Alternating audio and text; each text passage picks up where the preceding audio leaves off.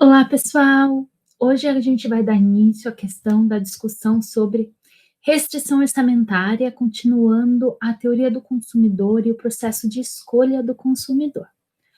Ok? Então, a gente já sabe que o consumidor não escolhe o que ele vai consumir apenas considerando as preferências dele, considerando a utilidade dele, certo? Ele considera também a renda e os preços, então as restrições orçamentárias, que vão limitar a capacidade desse indivíduo consumir, ok? A linha de orçamento, ela indica todas as combinações de duas mercadorias para as quais o total de dinheiro gasto é igual à renda total. Então, pessoal, aqui a gente está considerando o quê? Tudo que é ganho, então toda a renda vai ser consumida, não existe poupança, ok? Em termos matemáticos, como que é a linha de orçamento, como que a gente vai escrever a linha de orçamento? Então, ela traz para a gente todas as combinações de dois bens, para o qual o total de dinheiro gasto é igual à renda total. Vamos continuar considerando dois bens, alimento e vestuário. Ok? Então, a gente tem o quê? O gasto com alimento, que é o preço do alimento, vezes a quantidade de alimento, né? Então, se o arroz custa 20 quilos, o pacote, e eu vou comprar 2 quilos de arroz, 2 pacotes de arroz, eu vou ter 20 vezes 2, vai ser 40. Ok? Essa é a ideia. Então, o gasto com alimento, mais o gasto com vestuário, que é o preço do vestuário, vezes a quantidade consumida de vestuário, vai ser igual a I, que é a nossa renda, tá? Do inglês, o Izinho aqui da renda. Tranquilo? Vamos ver um exemplo. Então, aqui a gente tem a cesta C, B, D, E, G. Qual que vai ser o cálculo da despesa total? Então, a despesa total é o preço do alimento vezes a quantidade de alimento, mais o preço do vestuário vezes a quantidade do vestuário. Então, primeiro exemplo, a cesta C. O preço é 0, o preço é 1, desculpa, e a quantidade é 0. Então, a gente vai ter aqui PA1 vezes A0, então vai dar 0, mais o preço do vestuário é 2, vezes a quantidade do vestuário é 40, então 2 vezes 40, a renda deu para a gente 80. A despesa total, que vai ser igual à renda. Para a cesta B, a mesma coisa, né? Então, a gente tem R$1 do preço do alimento, vezes 20 unidades, mais R$2 o preço do vestuário, vezes 30 unidades, a gente também vai chegar no 80. Tranquilo? Muito bem. E aqui, para qualquer outra cesta, a gente vai sempre chegar no mesmo nível de despesa. Tranquilo? Então, vamos lá. Aqui em termos gráficos, pessoal, como é que a gente vai desenhar esse gráfico, essa linha de orçamento? Então, a gente tem aqui o ponto C, é um ponto onde a gente está consumindo toda a nossa renda em vestuário, a gente não consome nada de alimento. Então, para identificar aquela quantidade, a gente tem que simplesmente dividir nossa renda pelo preço do vestuário. Então, se eu ganho 80 e cada vestuário custa 2, eu consigo comprar 40 unidades de vestuário. Do mesmo modo para o alimento.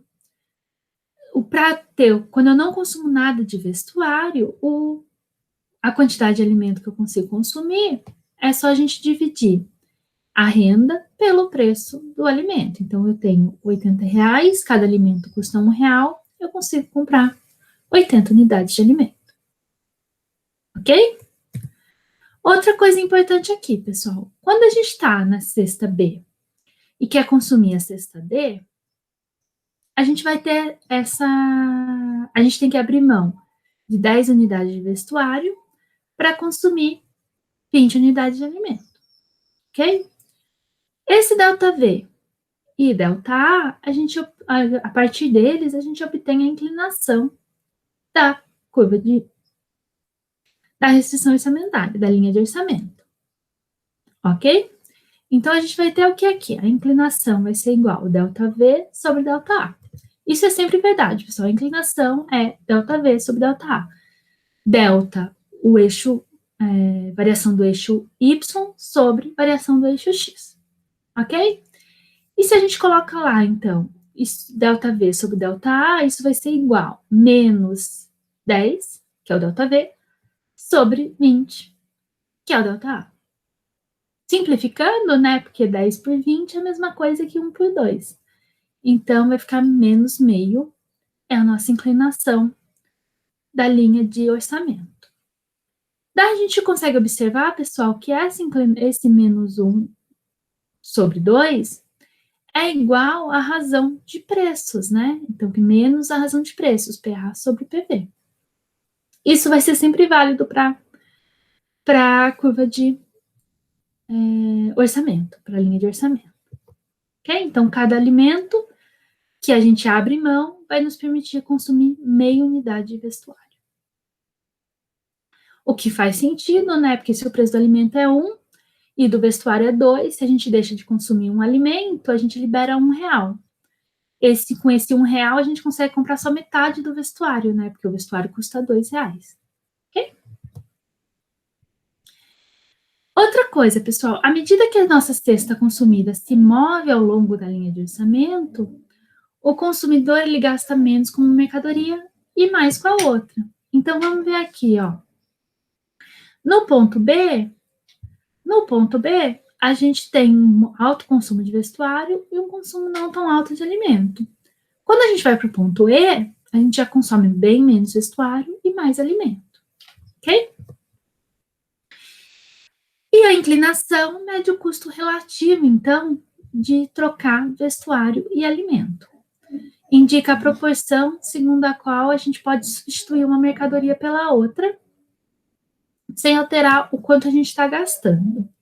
E vai ser sempre igual à razão de preço. Então, para a gente não alterar o que está gastando, eu só posso substituir à medida que eu consigo liberar aquele valor. Então, por isso é sempre a razão de preços com um sinal negativo.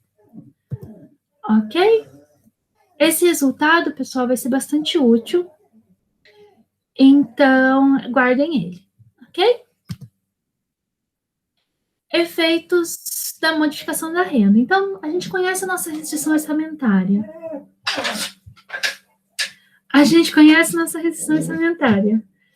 Mas a gente sabe também que nossa renda sofre aumento e redução ao longo do tempo, certo?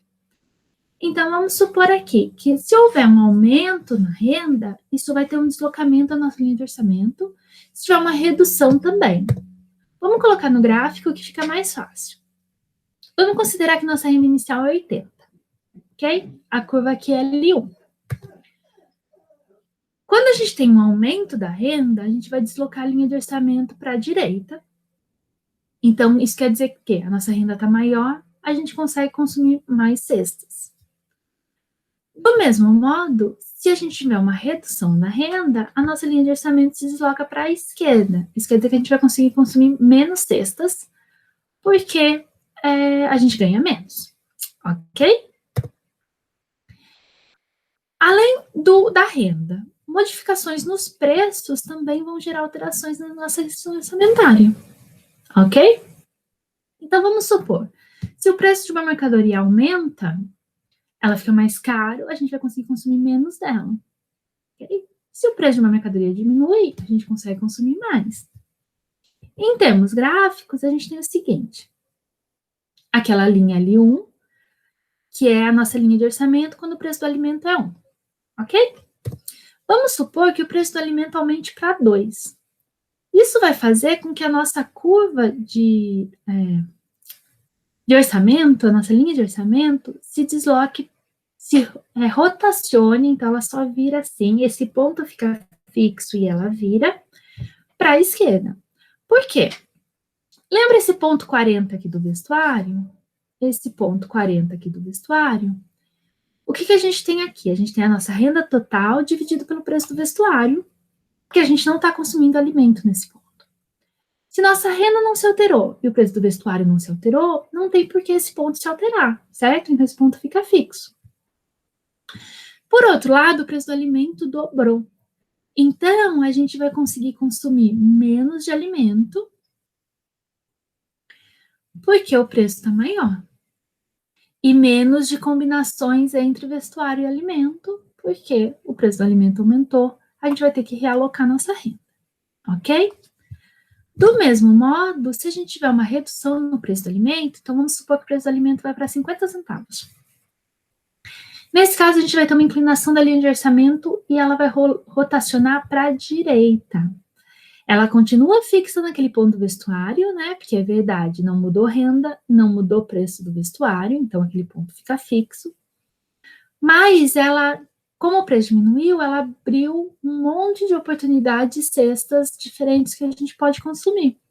Porque se o preço do alimento está muito mais barato, a gente consegue consumir tanto mais dele, quanto consumir o mesmo tanto, ou um pouquinho mais, enfim, e realocar essa renda que vai sobrar para o outro bem. Okay? Então, a gente consegue consumir cestas com mais dos dois bens por causa disso. Tranquilo? Além disso, pessoal, é importante a gente pensar o seguinte: se a gente tem modificações, já vou para o gráfico, ok? Se a gente tem modificações que alteram os dois preços na mesma proporção, a inclinação da linha de orçamento não se altera. Por quê? Porque, lembra, a inclinação da linha de orçamento é dada pelo negativo da razão de preços. Se a razão entre os preços não se altera, a inclinação não se altera. Porém, o que vai se alterar é o seguinte: como se os preços aumentarem, ou se os preços diminuírem na mesma proporção, então a inclinação se mantém, mas a gente vai conseguir consumir mais os dois bens. Por isso, a curva de restrição orçamentária se desloca para a direita. Do mesmo modo, se os preços aumentam na mesma proporção, a inclinação se mantém, porque ela é igual ao negativo da razão de preços, mas ela se desloca para a esquerda, porque a gente pode consumir menos dos dois bens. Ok? Então, beleza, pessoal. A gente já conheceu as preferências do consumidor nas duas primeiras aulas, e agora a gente viu a questão da restrição orçamentária. Tranquilo? Então, a gente conhece as preferências e a gente conhece a questão orçamentária do nosso consumidor.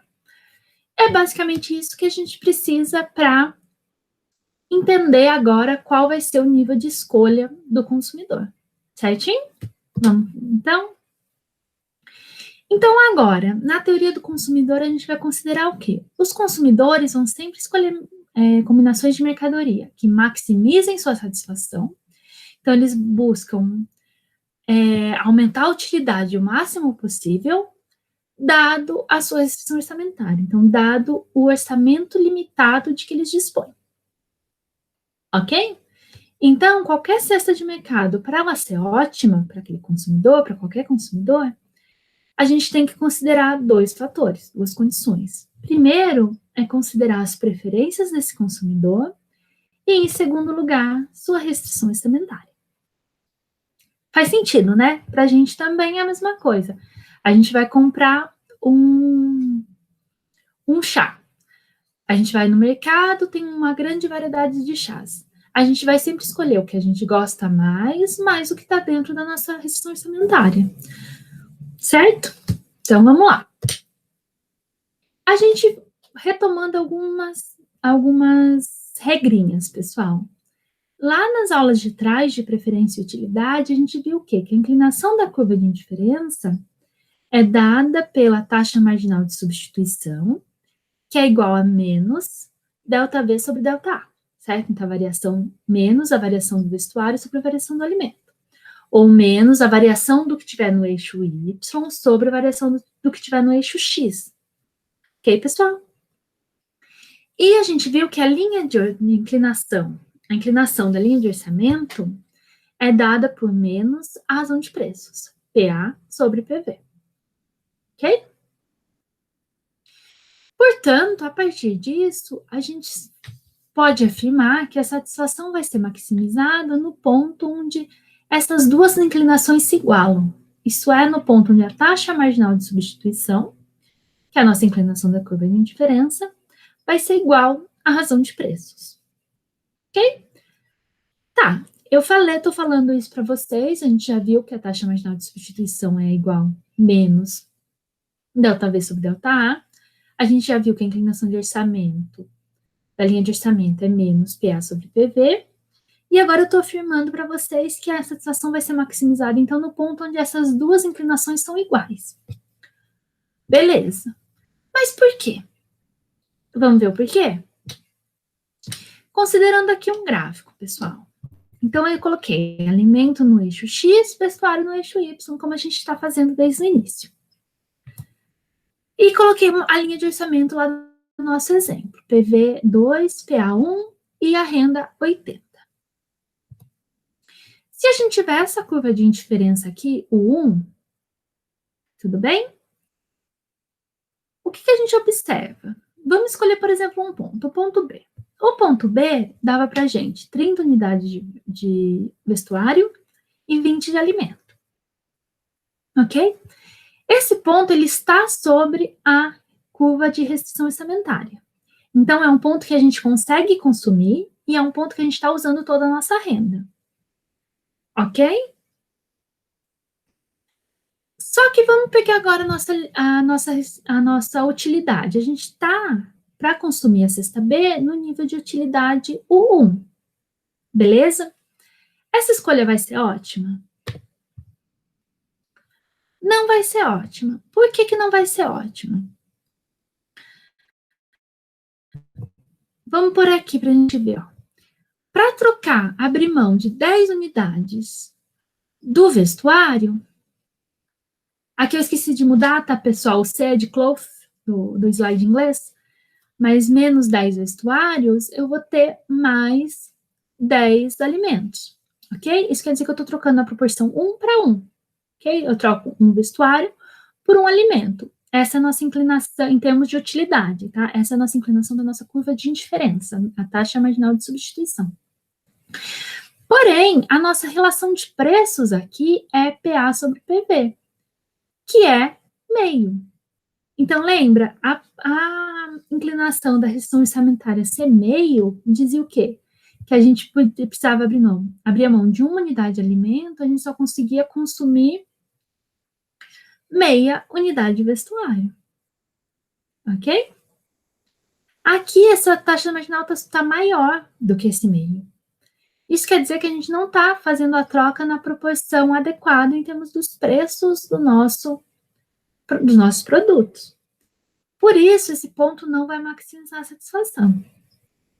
Eu coloquei aqui essa partinha verde, pessoal, isso diz o quê? Se existe esse vão que está em verde aí no gráfico, tem uma série de cestas nesse miolinho que a gente conseguiria um nível de utilidade maior, né? A gente conseguiria uma curva de indiferença passando nesse espaço que daria para a gente um nível de utilidade maior.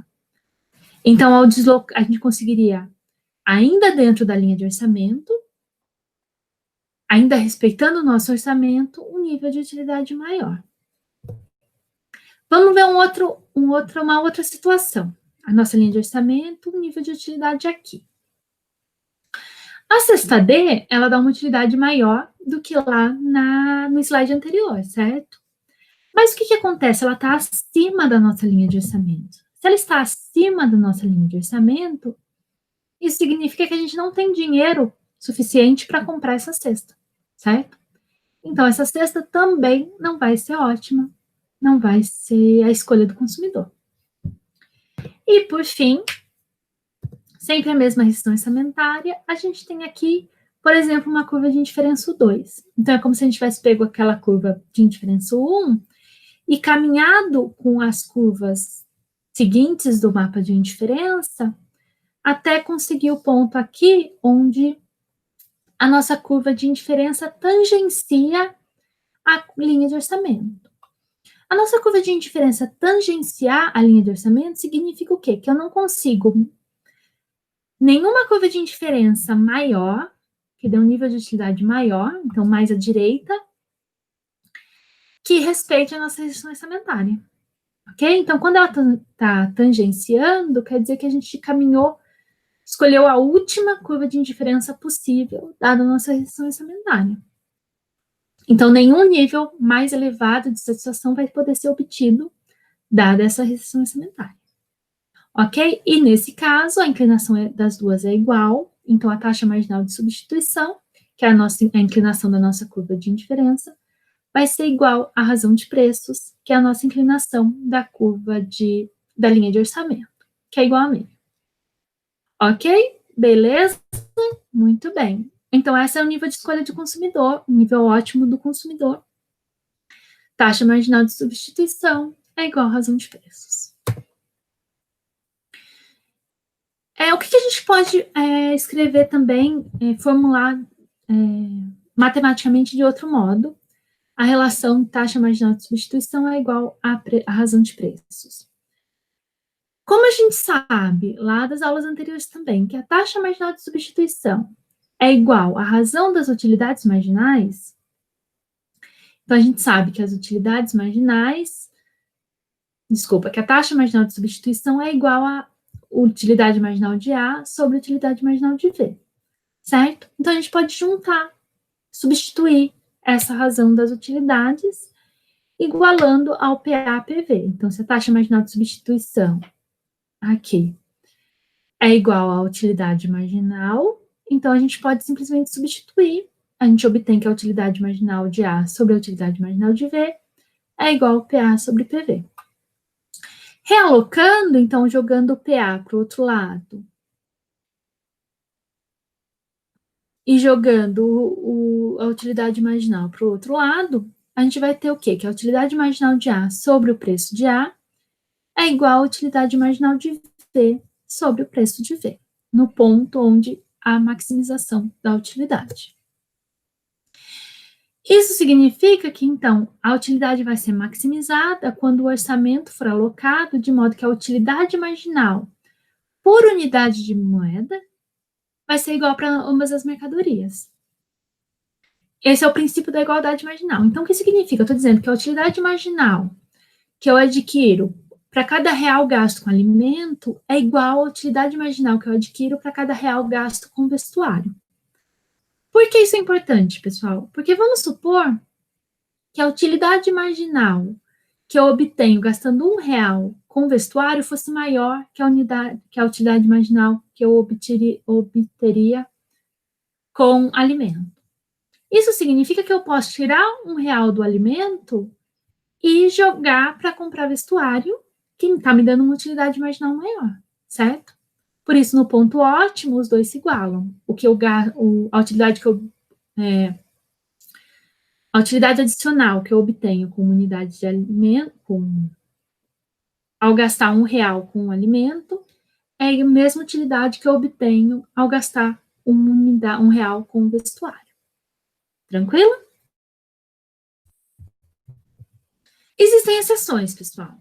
Na economia sempre existem exceções, né?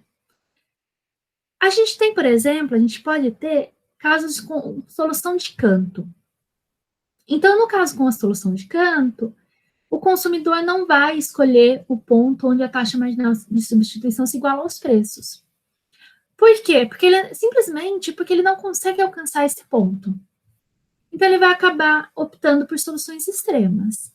Por exemplo, aqui é um gráfico de iogurte congelado no eixo Y e sorvete no eixo X. Então, a gente tem o nosso consumidor aqui. Vocês percebem que a curva de indiferença está de pezinho aqui? Então, a gente não chega no ponto, esse consumidor não consegue chegar no ponto onde as duas inclinações se tangenciam, onde as duas curvas se tangenciam, onde a inclinação é igual. Como ele não consegue chegar nesse ponto, ele vai caminhar até o mais próximo que ele conseguir. Então, o que vai acontecer? Ele estaria disposto ainda a trocar mais iogurte por mais sorvete. Só que ele não consegue. Então, ele vai caminhar tudo até ele conseguir comprar o máximo possível do sorvete, dada aquela curva de indiferença. Tranquilo? E aqui, pessoal, se a taxa marginal de substituição for significativamente maior que a razão entre os preços, mesmo que ocorresse uma diminuição no preço do iogurte, o consumidor continuaria nesse nível de sorvete, comprando só sorvete e nada de iogurte, porque mesmo assim a taxa não se igualaria em termos de utilidade para ele. Seria melhor para ele ainda continuar comprando mais sorvete. Ok? Tranquilo? Então é isso, pessoal. A gente tem aqui, como sempre, as nossas referências. Ok? Então a gente continua no capítulo 2 do livro do Garófalo, que está lá em e-book, lá na biblioteca para vocês acessarem. Tranquilo? Então por hoje é só. Até a próxima.